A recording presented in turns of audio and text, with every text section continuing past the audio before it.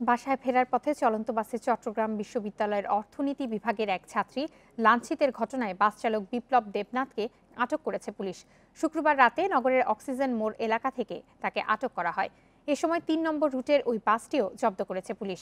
কোতোয়ালি থানার ভারপ্রাপ্ত কর্মকর্তা মোহাম্মদ মহসিন জানান, চলন্ত বাসের ছাত্রীকে লাঞ্ছিত করার ঘটনায় জড়িত বিপ্লব বাসটির চালক এছাড়া একই ঘটনায় জড়িত অন্যদের গ্রেফতারের অভিযান চলছে।